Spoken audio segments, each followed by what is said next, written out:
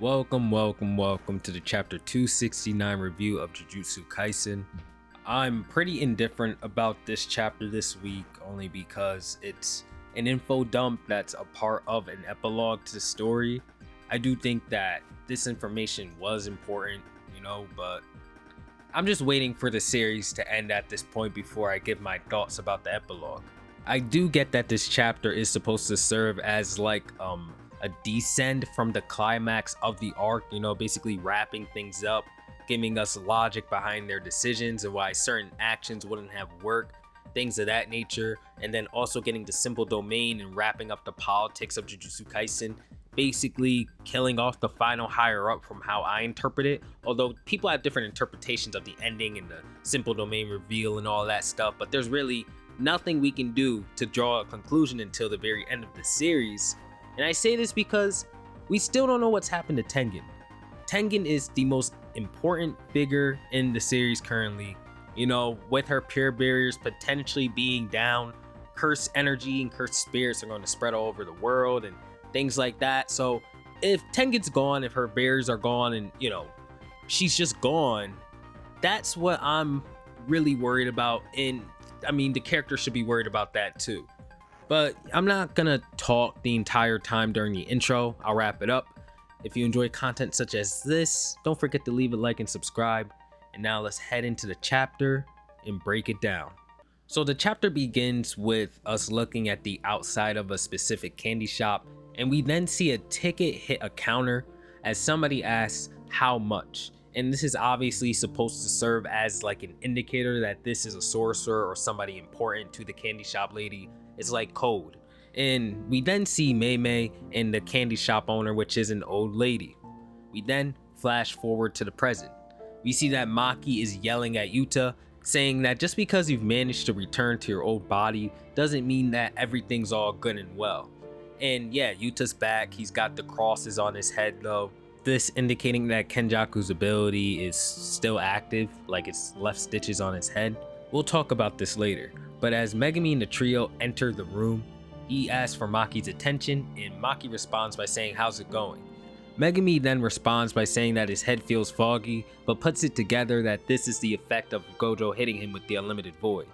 Megumi says that he'd like to apologize to everybody, but Maki says save it for later, and there's really nothing you need to apologize for anyway, But Megumi's like, no. And Yuji cuts in saying, but I have something to apologize for. And then Kusakabe cuts in saying, the root of it all is Gojo's mistake of not killing Yuji at the beginning.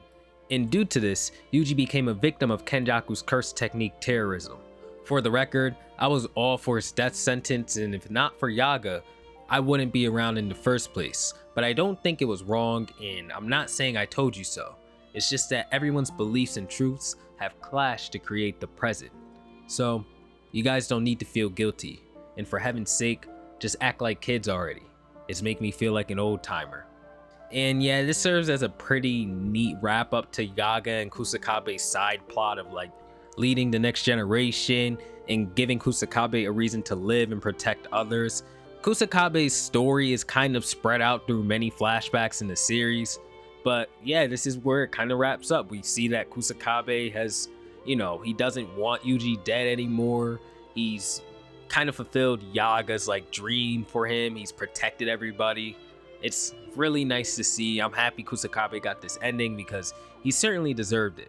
As for Yuji surviving and thus causing all of the events in the story to happen, yeah, there were bad things like everything Sukuna did, don't get me wrong, but hey, at least they managed to permanently eradicate Sukuna. I mean, maybe there can be a Sukuna curse in the future or whatever, but I doubt it'd be as strong as the Sukuna they face, so yeah, they got nothing to worry about. Especially with Megumi there, I'm gonna get to him later. And about the trio not having to feel guilty or really any of the characters, I love this message again because life is life, you know what I'm saying? And things happen, but as long as they all came out the other side happy, alive, well, most of them did, it doesn't really matter. Just, take what everybody has left for you with their own lives, the sacrifices they made, and move forward. Yuta then explains how his body got back to normal after Yuji questions it. He says that it's all thanks to Rika. I thought that when Rika didn't follow Gojo's body, the connection between Rika and I was lost, but in reality, Rika used reverse curse technique to repair and sustain my body, which was then treated by Shoko. I thought I was dead when Kenjaku's technique burned out in the domain, and Meimei would say, yeah, that caught us off guard. We had just assumed that Kenjaku could keep fighting after using his domain. And Kusakabe Akutami would say that they probably managed to intentionally separate and use multiple techniques through some means, likely an application of barrier techniques. The level of imitation between a millennial veteran and a mere bot is on a different level of sophistication. And Yuta would say that once the technique recovered, Rika, as an external technique, reconnected with my unconscious state, and we somehow ended up here, and I apologize for any worry caused. And Maki would say, I don't really care about the story because if you played your cards right, we would have won with less difficulty. And Maki begins to break down what she's saying here. First, Kenjaku's surprise attack, she should have been the one to handle this, and then Higuruma's executioner sword strategy. If we combine this with Inumaki's cursed words, we could have won more easily. I should have had Higuruma hold the voice recorder. Why didn't they just use 2 different voice recorders? Well, you can't activate multiple curse words simultaneously, and since recording the playback is still considered as active, only one voice recorder can be used. Basically, as long as Inumaki's words are stored within a device, his technique is currently active. Todo interrupts in order to counter Maki's argument about her being the one to cut down Kenjaku, as he says that first, you can't become a target of my Boogie Woogie technique. This confirms that yes, Todo did use Boogie Woogie to take down Kenjaku for those who still doubted, and then he says that even Yuta would have a tough time succeeding in the surprise attack had he not been there. Moreover, to stop the rampage of Kenjaku's curse manipulation technique, all the curses that were stored within him came out and were rampaging. Yuta and Rika were necessary in order to stop that. But then, Panda also comes in and counters Maki's second argument, saying that Inumaki's curse words had to be timed just right, otherwise the backlash of the technique would have been much worse, and if Inumaki used it at Sukuna's peak, then the backlash would have been horrible. I don't think many people were arguing about the first point, but the second point, many people were. And I think most of the community came to the consensus that, yeah, had Inumaki pulled up and did this at the beginning, his head would explode. I think everybody agreed on that at some point. Higuruma then comes in and says that Sukuna was toying with me anyway and could have killed me anytime he wanted. If Yuta had been around, I would have been wiped out in an instant. This is basically saying that if Sukuna was dealing with too many opponents and he was actually at risk of being defeated, he wouldn't be toying around with them and he'd probably wipe them out. And Higuruma goes on to say that curse words are likely easy to deal with anyway, so I made the decision that it should be used within Yuta's domain where there are no external threats. In my domain, acts of harm are impossible anyway. Kusakabe then says that it's terrifying that someone who's only been a sorcerer for about 2 months managed to come out of this battle alive. And Higuruma basically reinforces this notion by saying, yeah, this wasn't a battle. It was more like we were trying to survive Sukuna. And Maki then interjects again, saying even so, those foreign reinforcements, had those 2 been around, things would have been completely different from the start. And basically everybody agrees by staring down at Yuta like, why the hell were they not there at the beginning? You can't convince me otherwise at this point. Miguel is certainly heavy hitter level. And Yuta says that those 2 were not coming. We should have seriously considered that they might actually come. And then Maki's like, well, they came, didn't they? And Yuji comes in like a real bro saying, yo, look, chill out. It stinks to Yuta that I was able to hide my fingers from Sukuna and execute the final plan. And Maki's like, well, a simple pair of gloves would have worked for that as well. And then Yuji tries it another way. He says that it's thanks to Yuta that we managed to stop Sukuna's second domain expansion. And then Maki's like, well, that's the whole point. Had we defeated Sukuna earlier, that would have never happened. And Yuji's just like, damn, I got no more arguments. And Hakari interjects saying, well, it was good that we were able to stay in Rika because after Gojo, we were able to immediately jump Sukuna and quickly separate him from Uraume. And it's thanks to Yuta that this occurred at least. And then we see like Rika in the sky in the room that she contained everybody in. All those TVs and all that, yeah, we actually get an explanation for this as they sat in the middle of Shinjuku while Gojo and Sukuna fought their battle. As we cut back to the heroes, Todo says that he bears a lot of responsibility as well.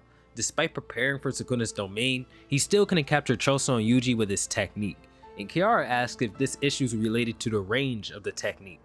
Todo says nah, it's more about Sukuna's curse energy rather than the distance. He had such strong curse energy within that domain that he wasn't able to actually locate Choso and Yuji within all that curse energy, so they had to just survive the hit somehow. Ino says that I was at the center too, but since YUJI swiftly took care of it, it's partially my responsibility.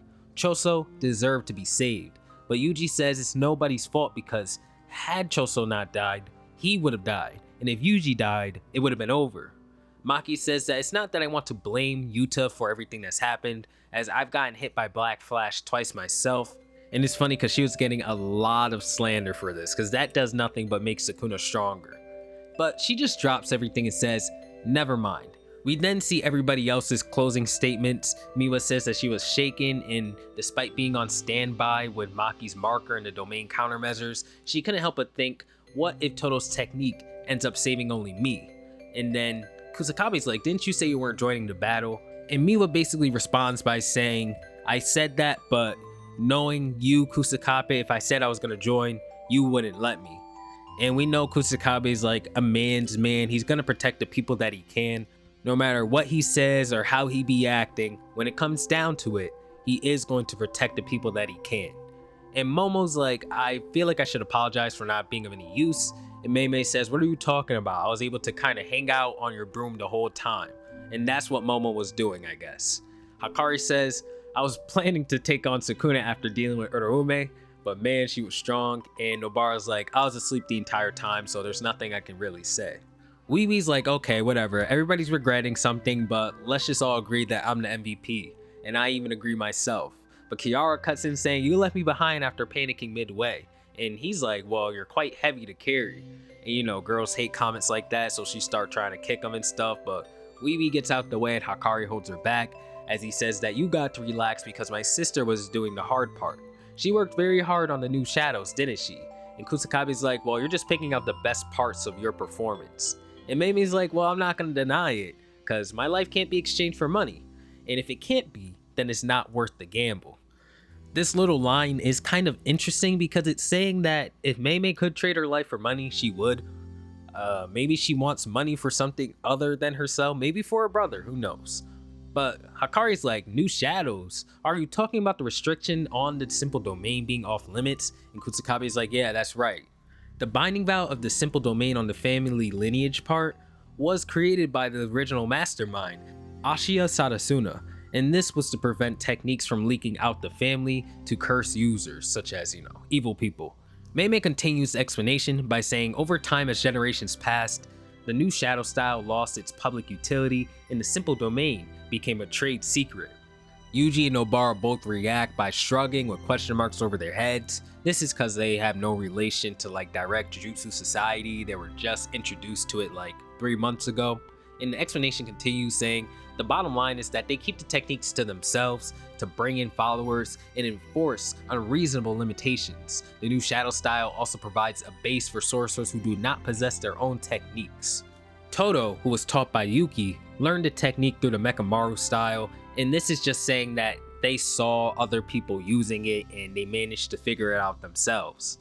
Questions flood Mei as somebody asks, where's the flaw in the restriction that the new shadow style techniques must not be taught to anyone other than the disciples of the new shadow school? And she says that that's part of it.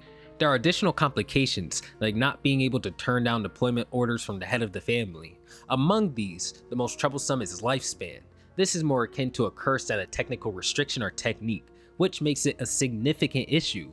It seems that the head of the new shadow school extracts a dark wish from the disciples. In the new shadow school, the head's identity is kept secret, thus the contract about lifespan is real, but the details of its implementation are unclear. Some disciples live for a long time. When the head dies, a senior disciple takes their place, but unless the new head reveals themselves, it's not possible to tell from the outside. Kusakabe then says that the restrictions of the new shadow style can only be lifted by the head of the family. As far as I know, none of the senior disciples possess information about the head of the family. And Mei says he's not here, is he? And then Kusakabe just reveals himself saying, yeah, I'm the current head of the family. Therefore, the restrictions of the simple domain and the curse on lifespan are no longer a problem. But Mei Mei also says do leave a bit of the joining benefits, as eventually YUJI will become the head and will be charging all users of Simple Domain a monthly fee for having the technique, I guess. They're gonna make a business out of it. And YUJI says you're such a penny pincher, and Mei Mei's like, it seems like curses are entering the world of subscriptions. And Yuji's just in the corner dumbfounded by these two performances. I mean, as we return to the beginning place, the old lady asks how much, and Mei Mei's like, it concerns your life. And the lady's like, why here? Do you think I'm the head? And Mei Mei's like, I already know. I inquired with someone who knows. And the lady's like, it's impossible for anyone to know. Mei Mei begins to explain her whole plan to her face. Grow the disciples to rival the three great families in power, and then use your team of new shadow style users in the school in order to control the entire Jujutsu world as well as the general headquarters. The old lady begins to sweat, and after a bit of thinking, she figures out that Tengen had leaked this information. And Mei Mei begins to explain her plan even further. It required a long time, right? So you would go as far as to drain the lifespan of all the disciples just to see the view that you wanted? It's truly a grand ambition that money can't buy. And now, after the fall of the Zenin family, and with both the Kamo and Gojo clans destined to perish in this battle, it's basically all over. However, the things more important than money are things that can't be protected without it. Without the monopoly on the Simple Domain, some sorcerers might have lived. And above all, with them aiming to harm my brother. This was inevitable. And the chapter ends with Mei Mei taking the life of the head of the Simple Domain. And this is how Kusakabe became the head, but this all took place before the Sukuna raid. That's why all the sorcerers were able to use Simple Domain without following the conditions. So at this point of the story, I'm just trying to figure out where's it going at the end, because again, I just want to know what's going on with Tengen, the pure barriers, whether or not cursed spirits are like able to spread all over the world because the concentration of cursed spirits are not completely in Japan. They can already be all over the world, but obviously like most of them are in Japan because of Tengen. So what happens when those pure barriers that contain everything are gone? That's what I want to know the most.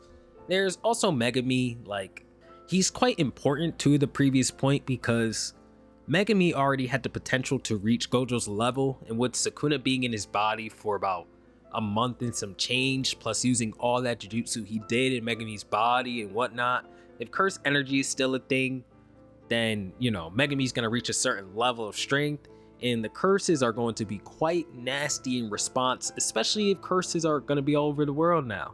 There's just a lot of things that, not a lot necessarily, but there are big things that Gege needs to touch on before he wraps his story up.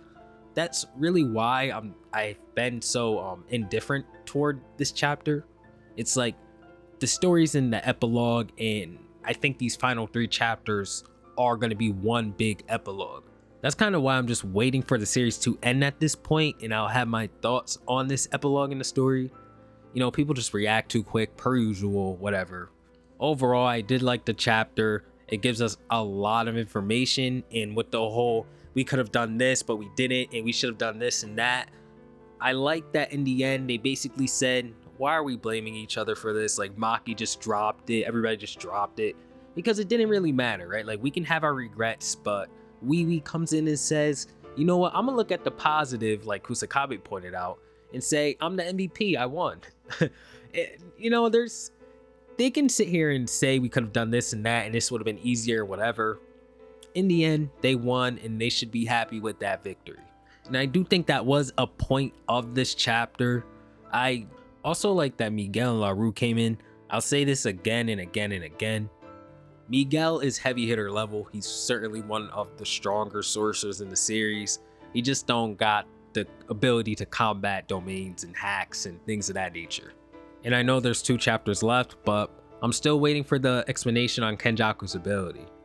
I'm still waiting, you know? Hey, if it doesn't pull up at the end of the series, oh well, you know? But I'm still waiting for it. I still think it can happen. One final important detail is that clock we've been seeing in this chapter, in the previous chapter. It's not the same clock, but we're being shown the time for a reason. And I know that in like Japan, 2 o'clock or whatever is a bad omen. It, like, they'd never had meetings during this time, although the characters in the story are. That means something. I'm pretty sure like there's gonna be somebody in the comments who can clarify it exactly, but that's a bad omen. Gege keeps putting it on the screen. It's for a reason. Something's gonna happen. I really believe it. With that said, if you enjoyed the review or whatever, thank you so much for watching. I'm always grateful for the viewership, you guys sticking around. It's been a fun ride, And with that said, I'll catch you on the next one. Peace out.